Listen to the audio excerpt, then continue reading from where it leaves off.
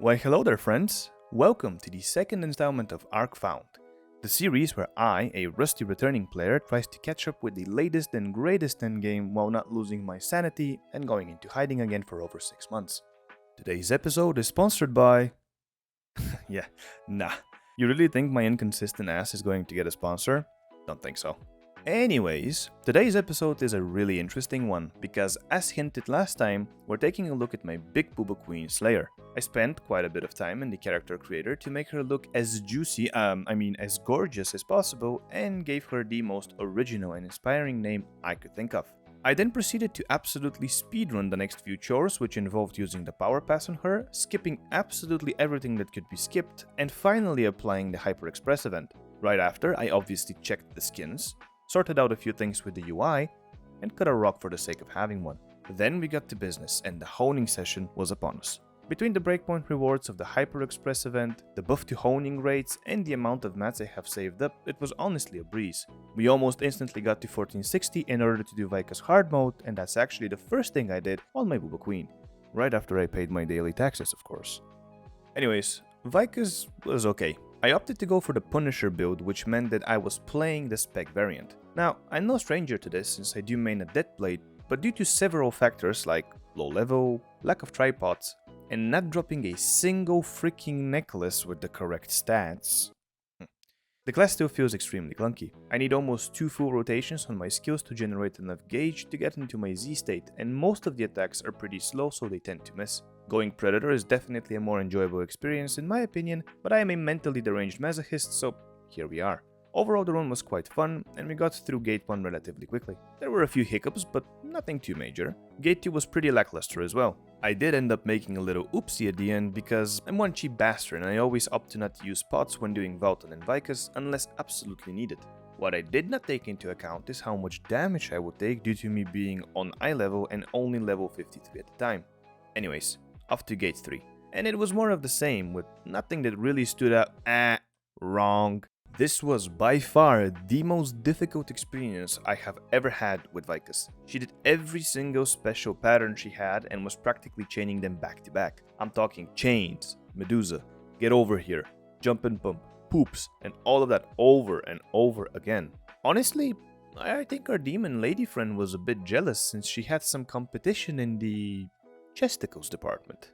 But regardless, the people I was playing with were not quitters. And you'd hope so since I was doing this at like 4 in the morning on a weekday.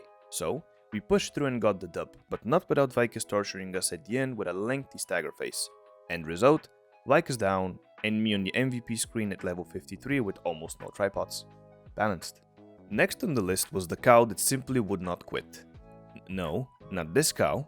Yeah, that's the one. Here, things were very routine. Gate 1 was absolutely a breeze, with the only annoying part being how the overgrown puppies were jumping around like they smelled peanut butter on the wall, but we're used to that by now. Orbs in 2A and we were done in a few minutes. I got to see myself on the family portrait at the end, but I was not on top and that really hurt my extremely fragile ego. So, I decided at that point that I must get MVP in Gate 2, which honestly is a lot easier since the Valtan fight is much more back attack friendly and my chances were a lot better. The run itself was very standard and things went very smoothly. While it may not look like it from the footage, I was trying to squeeze as much damage as possible and got a little bit annoyed when the overgrown farm animal challenged me to a stare down contest knowing I would lose.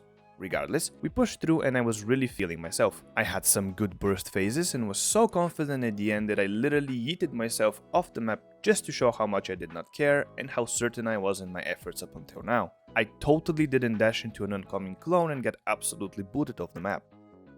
Can we just appreciate how the dash move on Slayer sounds exactly like a bullet being fired? Yeah, love that. Anyways, the group finished off Valtan and there it was. My booba queen was the MVP of the group. I was pretty proud of myself. I mean, MVPing in a raid that you've done over 100 times is definitely a massive achievement, right? A few days go by since the release of Our Lady and Savior Booba Queen, and I have now done these raids a few times. Currently, I am sitting at 1490 eye level with full entropy set.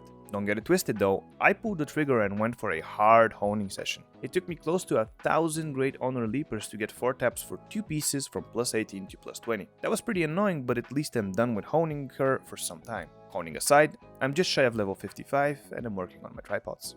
Everything else I did was relatively mundane. Dailies on my outs alongside the usual raids. Nothing has really changed since I have not honed any of them and will most likely keep it this way since I plan to focus more on my Deadblade now. Speaking of the edgy spinning gal, I would like to suggest catching the next episode where I dive deep into territories that I have not explored yet as we face off with Abershit, or rather Abershit's servants. Do I get to Gate 5? Do I even finish Gate 3? Do I get destroyed and go back into hiding for an indefinite amount of time? All of that and more coming soon.